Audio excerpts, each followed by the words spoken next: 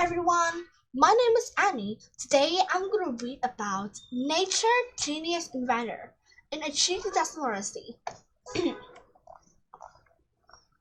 Who would be your pick for world's best inventor? If you choose Ben Franklin, Thomas Edison, or Alexander Graham Bell, well, nice try, but not even close.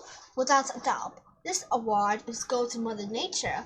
Just try to think of an invention that nature wasn't already nailed. Birds have conquered the skies, beavers lap together water type dance, and bats and dolphins do storm to zip around.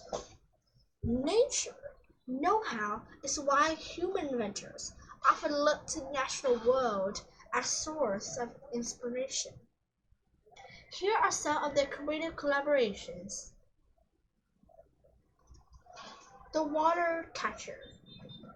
Every living creature needs water to survive, right? Well, the fog ant beetle is no exception. But the beetle has a problem. It's home in Africa Namib Desert, one of the driest forests and spots on the planet. In an entire year, less than an inch of rain falls here. So, what's a poor bug to do? Well, the fog sand beetle have a trick or two up its sleeves. On foggy mornings, the beetle scoops to the top of the sandy dunes and sticks its butt in the air. The bug's bumpy forewings catch the water droplets on the fog, and the water strips down straight into its open mouth. Ah! Pretty clever, but how does this help us humans? Many people who live in dry places set out large plastic nets that catch water droplets from frogs. The water then runs off into containers. Engineers are working to improve the technique with the help of, you guessed it, the fog sand beetle. Instead of plastic nets, the engineers are developing a mesh-like material that works a lot like a fan of the beetle's body. The test shows that the mesh can capture 5 times more water than the plastic nets. One day, this invention might help people living in dry regions by providing them with lots of clean water, all thanks to a beetle.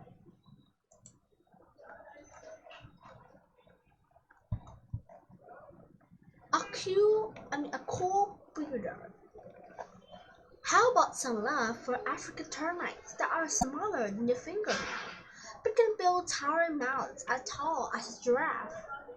A complex system of ventilation keeps these mounds at a steady at 87 degrees Fahrenheit, 31 degrees Celsius, cool and comfy for a termite, even when it's blazing hot outside.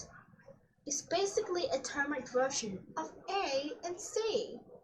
Termites achieve this astonishing feat by creating vents in their mouths and the mounds that allows hot air to escape.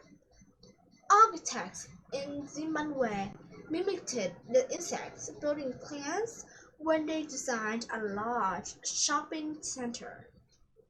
The center uses a system of vents that directs hot air on top of the building so shoppers can make their purchase in comfort, and the complex saves big time on energy. The doctor's helper don't get too close to a porcupine. This working execution is studied with thousand upon thousand, 30,000 to be exact, of prickly quills.